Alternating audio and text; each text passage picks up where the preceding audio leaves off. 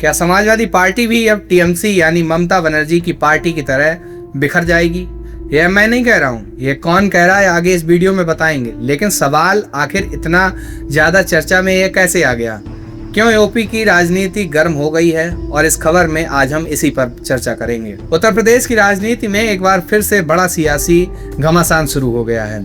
UP के deputy CM Keshav Prasad Maurya ने एक बयान दिया जो सियासी हलकों में हलचल पैदा कर गया। मौर्य ने दावा किया है कि समाजवादी पार्टी के 25 से 26 सांसद पार्टी छोड़ने के लिए तैयार बैठे हैं, लेकिन भाजपा उन्हें तोड़ने का काम नहीं कर रही है।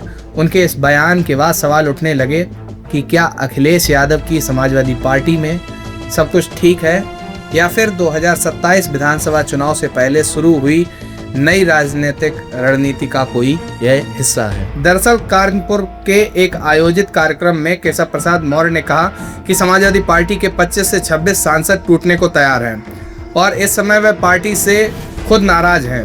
उन्होंने यह भी कहा कि समाजवादी पार्टी चाहे जितने सम्मेलन कर ले उसका कोई फायदा नहीं होने वाला है। मौर्य ने अखिलेश यादव पर निशाना साधते हुए कहा कि उनकी साइकिल अब सत्ता के गलियारों तक नहीं पहुंच सकती है।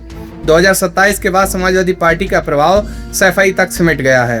उन्होंने दावा किया है कि उत्तर प्रदेश में भाजपा पूरी मजबूती के साथ सत्ता में है और आगे भी सत्ता में बनी रहेगी। चलेगा कि सपा में तो अभी 25-26 सांसद टूटने को तैयार बैठे, हम लोग तोड़ ही नहीं रहे हैं।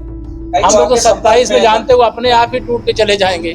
समाजवादी पार्टी का संचालन श्री अखिलेश यादव के गलियारे में नहीं चल सकता। देखिए, वो ब्राह्मण सम्मेलन करें चाहे ठाकुर सम्मेलन करें, लेकिन उनके किसी सम्मेलन का सपा के लिए कोई फायदा नहीं होने वाला। सपा सफाई जाने वाली है। भाजपा लखनऊ में है, लखनऊ में रहेगी, यानी सत्ता में है, सत्ता में रहेगी। सर, बंगाल में 20 सांसद टूटे, साहब कहीं ना कहीं पूरी। देखिए, जो पार्टियां टूट रही हैं उनको टूटने से बचाने का काम भाजपा का नहीं है।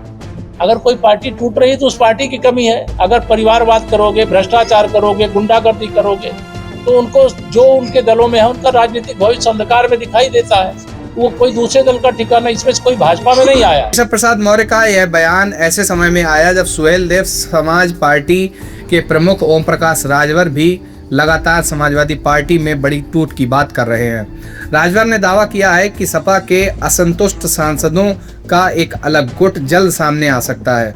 उन्होंने अखिलेश यादव को सलाह देते हुए कहा कि सोशल मीडिया की राजनीति छोड़कर उन्हें अपने नाराज सांसदों को मनाने में लग जाना चाहिए।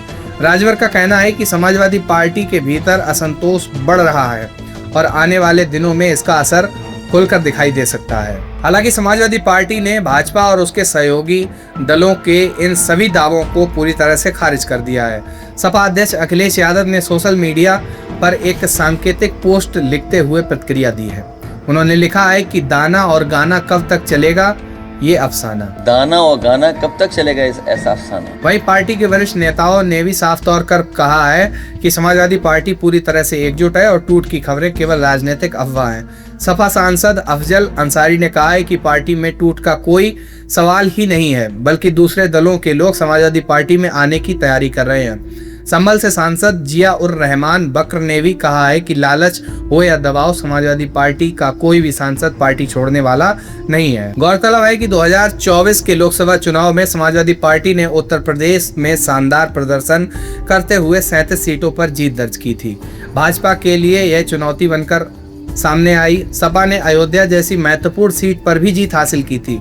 यदि ऐसे में भाजपा नेताओं के दावे सही साबित होते हैं तो यह अखिलेश यादव और समाजवादी पार्टी के लिए बड़ा राजनीतिक झटका माना जाएगा। लेकिन फिलहाल इन दावों के समर्थन में कोई ठोस सबूत सामने नहीं आया है और सपा नेतृत्व तो लगातार इन आरोपों को निराधार बता रहा है। अब सबसे बड़ा सवाल यह है कि क्या वाकई समाजवादी पार्टी के भीतर असंतोष की कोई बड़ी लहर चल रही है या फिर यह विपक्ष को कमजोर दिखाने की राजनीतिक कवायद है। फिलहाल उत्तर प्रदेश की राजनीति में आरोप और पलटवार का दौर जारी है और आने वाले दिनों में इस मुद्दे पर सियासत और भी गर्म हो सकती है। फिलहाल आज की खबर में इतना ही है। आगे मिलते हैं किसी एक नई वीडियो के साथ। बने रहिए INDC नेटवर्क के साथ। बहुत बहुत धन्यवाद।